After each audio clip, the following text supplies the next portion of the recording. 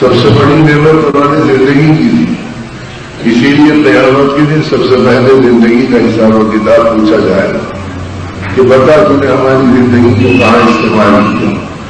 اب مقصد ہوتا ہے بولے کہ ہماری زندگی ہے، ہم اللہ کی زندگی سمجھتے نہیں کہ اللہ کی زندگی ہے. یہ تو ہمارا اس کے امین ہے، امانتدار ہے. یہ زندگی اس جان کا اللہ نے ہمیں امین بنایا، مالک نہیں بنایا. یہ جان ہماری ملک نہیں ہے کہ میں تمہاری ملک ہے تم استعمال کرو، جو چاہے دیکھو، جیسے چاہے سوچو، جو محنت چاہے کرو، جتنی چاہے محنت کرو، جو خواہش چاہے کرو، اور جس میں اپنی زندگی کو لگاتے رہو. یہ راستہ تو ان کا ہے جن کا خدا پر ایمان نہیں اور اللہ کے کلام پر بھروسہ نہیں، اور اپنے محبوب نبی امام الانبیاء سید الکونین آقا نامدار صلی اللہ علیہ وسلم کو اپنی زندگی کا رہنما اور رہبر ماننے تیار نہیں.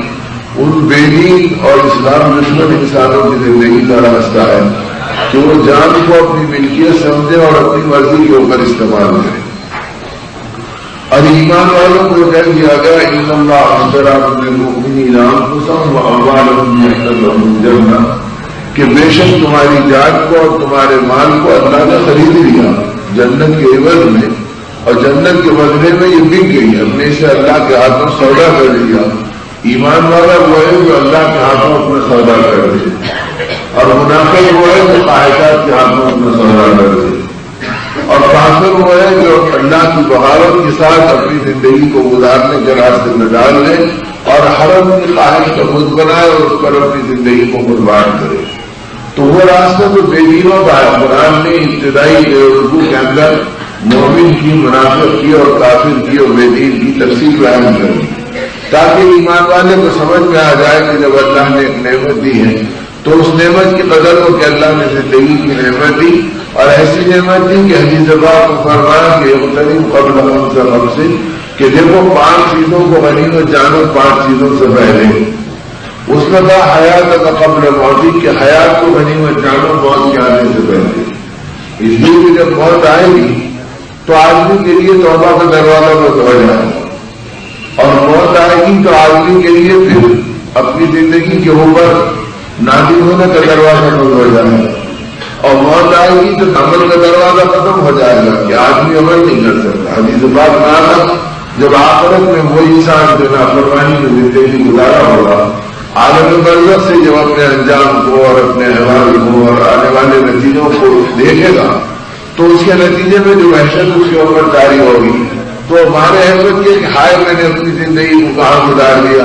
جیسے آدمی بڑے غم اور بڑے صدمے میں دانت میں اپنی انگلی پکڑتا ہے تو یہ انگلی نہیں پکڑے گا، وہ جو انگلی کو چبا دے گا، اور انگلی کو نہیں چبائے گا، وہ جو انگلی چباتے چباتے کوڑی تک اپنے ہاتھ کو چبا دے گا، اسے خبر بھی نہیں ہوگی کہ میں نے اپنا ہاتھ چبا لیا. اتنا غم اس میں طاری ہوگا کہ اس غم میں اپنے ہاتھ کے چبانے کا احساس سے ختم ہو جائے گا. اب اس حالت میں وہ آنسو بہائے گا، اور آنسو اتنے بہائے گا کہ آقا رحمت عالم صلی اللہ علیہ وسلم کے فرمان کا خلاصہ یہ ہے اگر اس کے آنسوؤں کو جمع کر لیا جائے تو اس میں کشتیاں چلائی جا سکتی ہیں، لیکن اللہ کی طرف سے رحمت کا کوئی دروازہ نہیں کھلے گا اور مہربانی کی کوئی پکار نہیں آئے گی.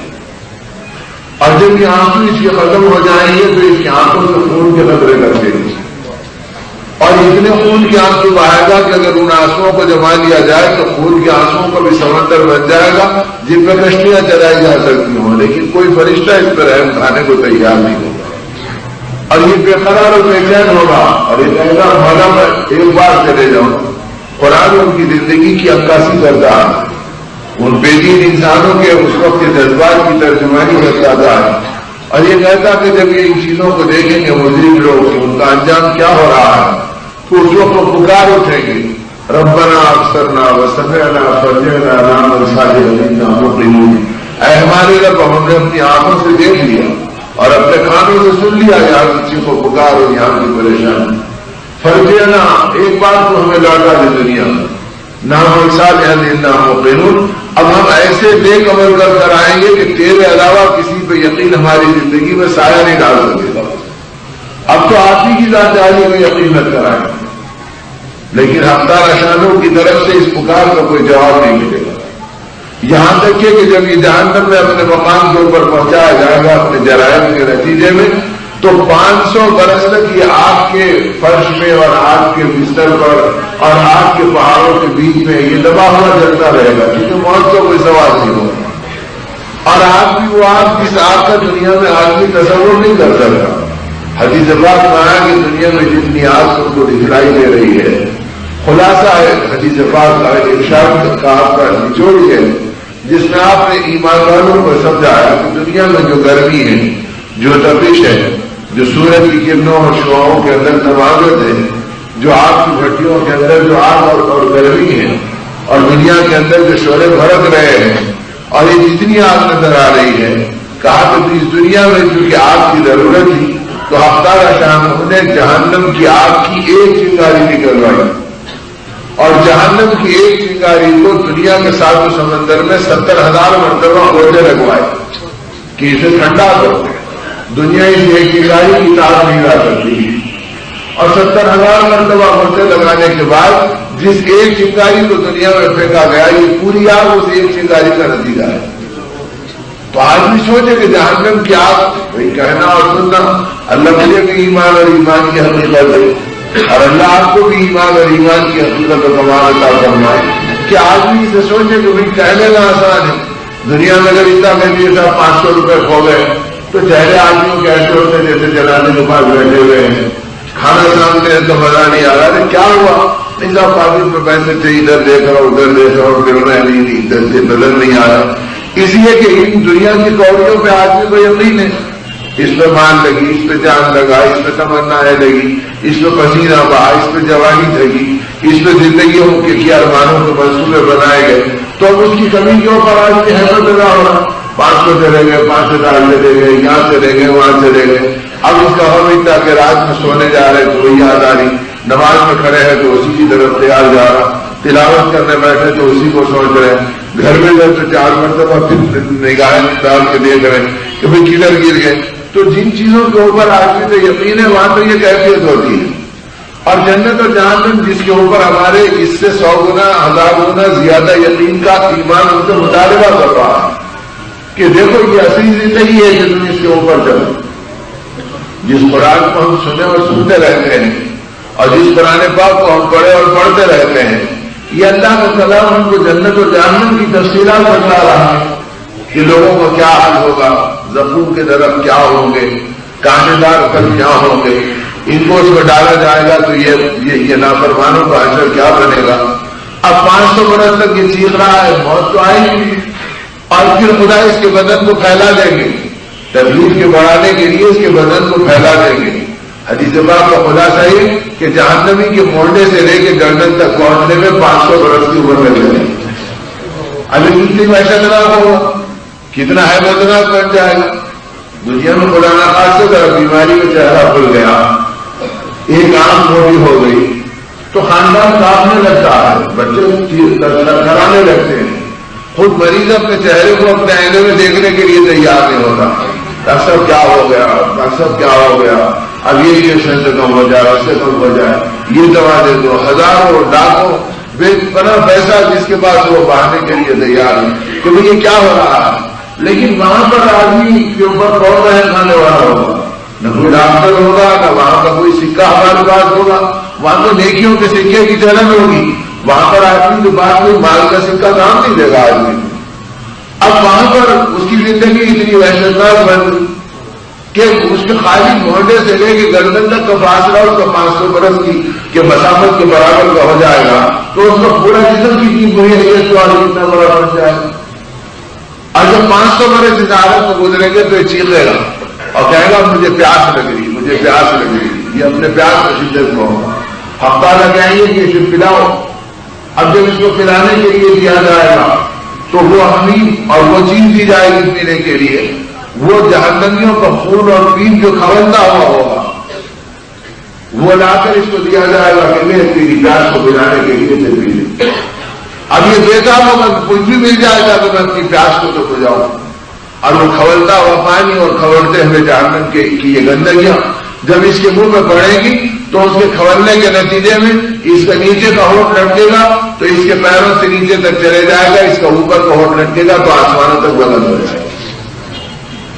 اب آدمی حیران ہوگا کہ میں کس عذاب میں گرفتار ہو گیا، لیکن اس عذاب کے لیے اللہ نے اپنے نبیوں کو اور نبیوں کے سردار رحمت عالم کائنات کے تاجدار حضرت سیدنا محمد رسول اللہ صلی اللہ علیہ وسلم کو بھیجا تاکہ آپ سے بڑھ کر، نبی سے بڑھ کر کسی میں شفقت نہیں، اور جتنی شفقت ایک ایک نبی میں الگ تھی، حضور پاک صلی اللہ علیہ وسلم میں تمام انبیاء کی شفقت مجموعی جمع کر دو تو اس میں اضافے کی شفقت اللہ نے آقا کو عطا فرمائی۔ اس شفقت کی وجہ سے آپ اپنے لیے غیروں کے لیے بے چین ہوتے تھے۔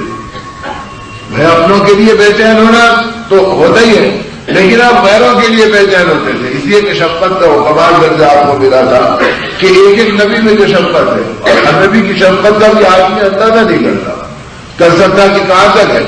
حضرت موسیٰ نبی علیہ السلام کے واقعات میں آتا ہے کہ جب شعیب علیہ السلام کی بکریاں چرا رہے تھے، ابھی نبوت کے مقام پہ نہیں پہنچے تھے، ابھی تو خدمت کے مقام پر اور تربیت کے مقام پہ چل رہے تھے، تو جس وقت شعیب علیہ السلام کی بکریاں چرا رہے تھے تو ایک بکری قافلے سے بھٹک گئی اور بندے سے نکل کے چل دی۔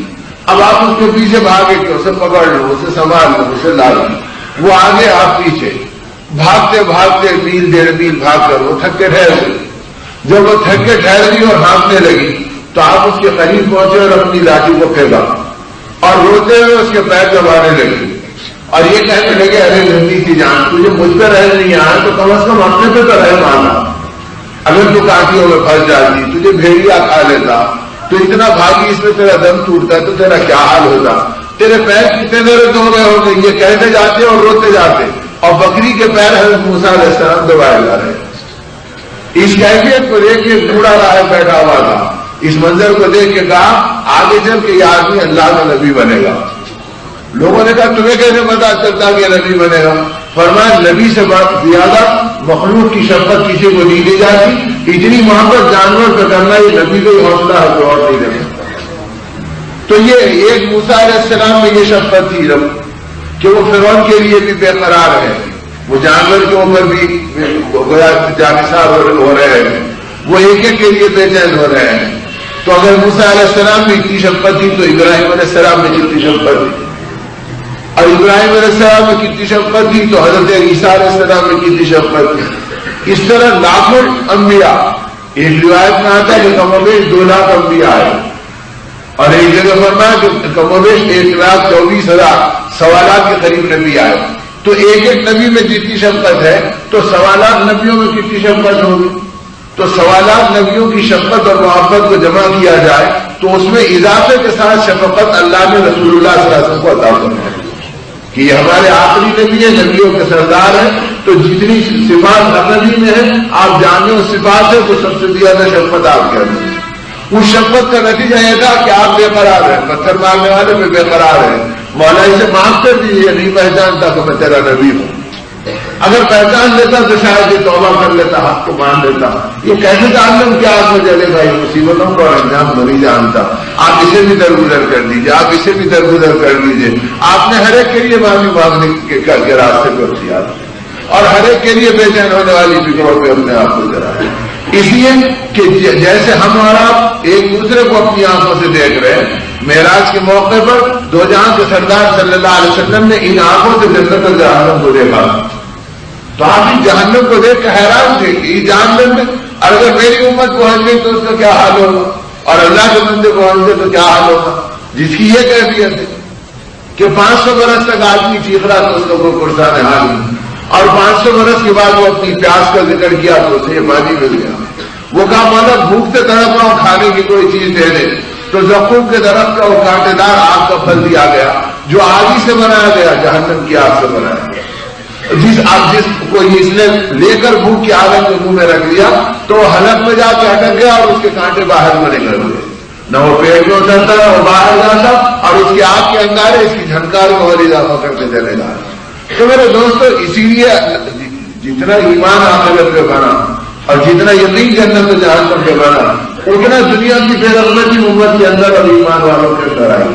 ارے اس کے دھوکے میں پڑ کے ہم کہاں ہلاک ہو جائیں گے، وہ گھبراتے تھے ان چیزوں سے۔ اسی لیے امت کے مالداروں کو جب یہ کہہ دیا گیا کہ میرے امت کے غریب میرے امت کے مالداروں سے 500 برس پہلے جنت میں داخل ہو جائیں گے، تو مالدار صحابہ رونے لگے۔ اور کون سے مالدار صحابہ رونے لگے؟ ہماری طرح کے مالدار جو نماز چھوڑ کے مال کمائے، جو جھوٹ بول کے مال کمائے، جو شادیوں پہ خرچ کرنے کے لیے مال کمائے، جو دنیا کی اینٹوں پتھروں کے اوپر اپنے مال کو لٹانے کے لیے مال کمائے، جو اپنی اطراحت اور تکبر کو دکھانے کے لیے مال کمائے۔ نہیں، ایسے مالدار نہیں روتے، وہ مالدار ہوئے جن کو آقا کی صحبت نصیب تھی اور آقا کے اشارے پہ ان کا مال دریا کے پانی سے زیادہ تیز بہتا تھا اللہ کے بندوں کی ضرورتوں کے اوپر۔ وہ رو رہے ہیں اس بات کے اوپر کہ ہم 500 برس پیچھے ہو جائیں گے۔ ہاں، تم 500 برس پیچھے ہو جائیں گے۔ کن سے؟ امت کے ان غریبوں سے جن کی زندگی تعال بہت قناعت اور تقوی اور تعارف سے چل رہی ہے۔ اللہ کے رسول یہ کیا ہوگا کہ ہم مالا اللہ کے نام پہ خرچ کرتے ہیں، آپ کی منشا پہ خرچ کرتے ہیں، دین پہ خرچ کرتے ہیں، پھر ہم 500 برس پیچھے۔ ہاں، اس لیے کہ خدا نے تمہیں مال دیا تو یہ تو بے مال ہوں گے، دامن جھٹک کے جنت کی طرف جائیں گے اور تم سے حساب لیا جائے گا، بتاؤ تم نے اپنے مال کو کہاں خرچ کیا۔ تو اس حساب دینے میں 500 برس گزر جائیں گے۔ اسی لیے احمد اللہ نے فرمایا اتنا ہی کمال نہیں کہ میں نے حلال راستے سے کما لیا، کمانا حلال راستے سے تو کسی درجے میں ہو جاتا ہے، لیکن خرچ کرنا حلال راستے سے اور مشکل ہو جاتا ہے۔ اور وہ کمائے تھے حلال راستے سے، کہاں لگائے تو 25 لاکھ کوٹھی کے اوپر لگایا۔ ارے فرعون کی کوٹھی ہے یا ایمان والی کی کوٹھی ہے؟ اتنا لگانے کی کس نے اجازت دی تھی؟ اس شریعت نے تمہیں بتایا تھا کہ زندگی بھر کے مال کو مٹی میں ملاتے رہو اور اس میں خوش ہوتے رہو کہ صاحب میں نے محنت کی اور میں نے کیا۔ ارے بیل کی طرح محنت کرنا اور قارون و فرعون کی طرح بغاوت کرنا، یہ راستہ اس امت کا نہیں بنایا ہے۔ اس امت کا تو راستہ بنا گیا کیسے تم ایمان کے تقاضوں پر، اعمال کی دولتوں پر، اللہ کے بندوں کی حاجتوں پر، غریبوں کی ضرورتوں پر، شریفوں کی شرافت کو چھپانے کے لیے، ان کی عزت اور قدریں بڑھ جائے تو ان کو راحت پہنچانے کے لیے یہ مال تو تم اس کے اوپر خرچ کرو۔ اس لیے جن جن کو مال ملا صحابہ کے دور میں، تابعین کے دور میں، اہل اللہ کی زندگیوں میں، ان کے انداز گزرے ہی، ان کے انداز ایسے تھے کہ جس وقت امام زین العابدین رضی اللہ تعالیٰ عنہ کا انتقال ہوا تو اس وقت تک کسی کو پتا نہیں چلا، نہ ان کی سخاوت کو پتا چلا، نہ ان کی غمخواری کو پتا چلا، نہ ان کی لوگوں کے ساتھ خیر خبر کو پتا چلا۔ جس دن امام کا انتقال ہوا ہے تو لوگ تو غسل دے رہے تھے تو کروٹ دی غسل دینے میں کہ پیٹھ پہ پانی بہائیں گے، تو دیکھا کہ پیٹھ پہ ڈوریوں کے نشانات ہیں اور گٹھے پڑے ہوئے ہیں۔ اب حیرت میں پڑے ہوئے ہیں کہ پیٹھ پہ سارے گٹھے اور ڈوریوں کے نشانات کیسے پڑے ہوئے ہیں۔ آپ کو دفن کر کے آئے تو پتا چلا اس رات 500 گھروں میں 125 گھروں میں فاقہ پڑا اور پتا چلا یہ وہ 125 گھر تھے۔ رات کے اندھیرے میں اس پیٹ پہ بوریاں اٹھاتے تھے اور فجر سے پہلے ان کی چوکھٹوں پہ ڈال کے اندھیرے میں آتے تھے کہ گھر کھولے تو ان کے گھروں کے اندر غلہ گرے، مال گرے اور پتا نہ چلے کہ کون لایا اور کس نے پہنچایا۔ اس طرح لوگوں کے اندر تقسیم کرتے تھے۔ اب جب ان کا انتقال ہوا تو 125 گھروں پہ فاقہ پڑا تو اس دن پتا چلا کہ ہماری ضرورتوں کی کفالت وہ کرتا تھا جس کی پیٹھ پہ گٹھے آئے اور اسے بھی پتا نہیں چلا کہ میری پیٹھ کا کیا حال ہے۔ اس لیے کہ پیٹھ کو تو آدمی دیکھ بھی نہیں سکتا فرق کر اپنی پیٹھ کا کیا حال ہے۔ تو ایمان والوں کا مال تو یوں قرض ہوتا تھا۔ یہ مال زمانے میں، تجوریوں میں، بینکوں میں، کھاتوں میں، ان چیزوں میں، یہ تو عذاب ہے ہماری زندگی کا۔ اللہ سے محبت نہیں تو خدا نے کہا کہ چلو غیر اللہ سے محبت کرو۔ آج بھی کچھ کرے گا، اگر حق نہیں کرے گا تو باطل پہ کرے گا، ایمان پہ نہیں رہے گا تو کفر کی طرف بڑھے گا۔ اگر یہ دین کی دعوت کی طرف نہیں چلے گا پھر خواہشات جس کو پکاریں گے خواہشات کی دعوت کی طرف اور نفس کی غلامی کی طرف چلے گا۔ اب نتیجے میں نفس کی غلامی یہی بتایا جانے بھی بس نہیں ہوتا، اسے بچا کے رکھ، اسے بچا کے رکھ، اسے بچا کے رکھ۔ آدمی کو کچھ اندازہ ہی نہیں کہ میں کیا کر رہا ہوں اور کب تک کہاں چلے جائے گا اور کس وقت تک کس وقت ختم ہو جائے گا۔ مغراہٹ میں اجتماع تھا، برسوں برس پہلے کی بات ہے، حضرت مولانا شاہ رحمۃ اللہ علیہ کی حیات کا زمانہ تھا اور اس زمانے میں خونی فسادات ہو گئے تھے تو حضرت پہ بوجھ ہوتا تھا کہ علاقے پر اللہ کا قہر آیا، جماعتوں کو اور زیادہ ڈالو تاکہ اللہ کا نام لے، ذکر کرے، دعا کرے اور اللہ کے دین کی نسبت پر اللہ کے بندوں کو اللہ کی طرف متوجہ کریں، آزمائشوں میں ان کے دل بھٹک نہ جائے، وہ اللہ سے بدگمان نہ ہو جائے، تو شاید یہ چیزیں خدا کے قہر کو ٹھنڈا کر دے اور اللہ کے عذاب کو دور کر دے۔ اور یقیناً جہاں اللہ کے دین کی محنتیں ابھی اللہ نے وہاں سے عذاب کو ہٹایا۔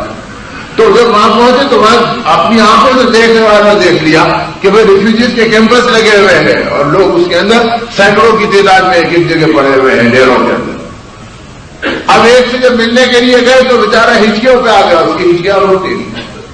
اجے اس سے کو تسلی دے رہے ہیں کہ اللہ میں بھروسہ کرو, اطمینان کرو, اور جو بھی اللہ کی مشیت کی ہو گیا اپنے عمل کو ہم جھاگ لیں, اللہ ہمارے بھی گناہوں کو معاف کرے, تمہارے بھی گناہوں کو معاف کرے. اب اللہ کا ذکر کرو اس لیے کہ حضرت صدیق اکبر رضی اللہ عنہ فرماتے ہیں کہ سرکاری احکام جاری کیا وہاں حضرت ابوبکر رضی اللہ عنہ, اور کیا سرکاری احکام جاری کیے؟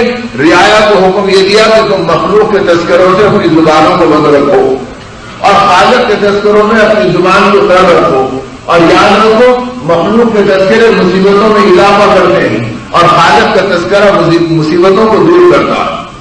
اب خالق کے تذکرے سے تو ہماری زبانیں دور گئی, دام کیا ہے, مال کیا ہے, سامان کیا ہے, زمانہ کیا ہے, حالات کیا ہے, چیزیں کیا ہے, وہاں کیا ہے, یہاں کیا ہے, بس یہ زبان صبح سے شام تک باطل کا رہتی کی طرح چل رہی ہے اور اللہ کی مصیبتوں کو کھلے عام دعوت دے رہی ہے.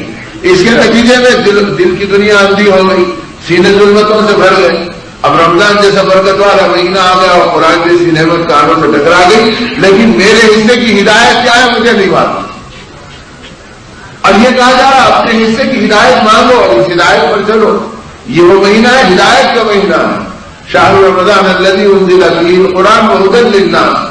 اس مبارک مہینے میں ہم نے اپنے قرآن کو نازل کیا اور ہدایت کے لیے نازل کیا. اور ہدایت یہ کہ تم باطل سے بچو اور حق پر چلو. ہدایت یہ کہ تم ہر چیز کے اندر خدا کی قدرت اور اس کی کبریائی کو پہچانو. جو کچھ ہو رہا اللہ کی قدرت سے ہو رہا, ہماری محنتوں سے نہیں ہو رہا. ہماری محنتوں کی کیا حیثیت اور ہماری کمالات اور خصوصیتوں کی کیا حیثیت, یہ ساری چیزیں بھی انہیں کی عطا کردہ ہے. اگر وہ چھین لے ایک لمحے کے اندر تو آدمی کیا کر سکتا ہے؟ تو اس لیے فرمایا کہ اس کے اندر آدمی اللہ کی قدرت کو پہچاننا اور ان کے احکام کو جاننا اور ان کے نبی کے طریقے پر چلنا, اس کا نام ہدایت. اور آدمی صرف اس اندھے پن کے اندر کہ میری ملکیت, میری مرضی, میں جیسے چاہوں اپنی زندگی کو گزارا. ابھی تو کچھ پتا نہیں ہے, اس مال کے سکے کو جمع کر رہا جو آخرت کے اندر اسے کام آنے والا نہیں. وہاں کے لیے تو یہی پاک کلام جسے آپ کو ہم پڑھ رہے ہیں, یہ اعلان کر رہا یوم لا ينفع مال ولا بنون الا من اتى الله بقلب سلیم. یاد رکھو قیامت کے دن نہ مال کام آئے گا نہ اولاد کام آئے گا. جن کا آدمی ناش کرتا ہے یہ دونوں بھی کام نہیں آئے گا, بلکہ کام کیا آئے گا, وہ قلب کام آئے گا جو قلب خدا کے غیر سے بالکل پاک ہو اور خدا کے غیر سے بالکل صاف ہو. کہ وہ قلب جس کے اندر اللہ کی کبریائی ہو, آقا کی رسالت کو یقین ہو اور ان کے مبارک کلام کے اوپر زندگی کے چلانے کا جذبہ اور شوق اس کی زندگی میں رہا ہو. اب جو قلب ان کیفیات کے ساتھ منور ہو کر آئے گا وہی قلب سلیم قرار دیا جائے گا اور اللہ کی طرف سے اس قلب کو مبارکبادی کا پیغام ملے گا.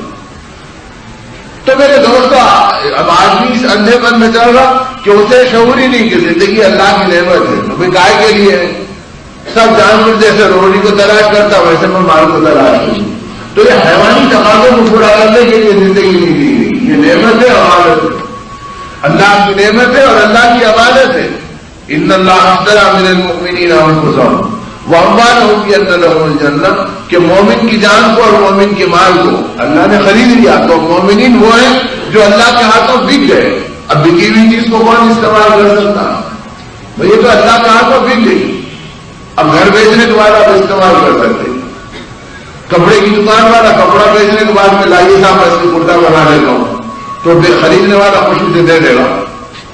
تو خریدنے والا جو حشر کو اس کا دکاندار کا کرے گا مانگنے پر, لائیے کرنے پر, یہ تو انسان ہی ہے. اس سے زیادہ حشر قیامت کے دن اللہ کی طرف سے ہوگا.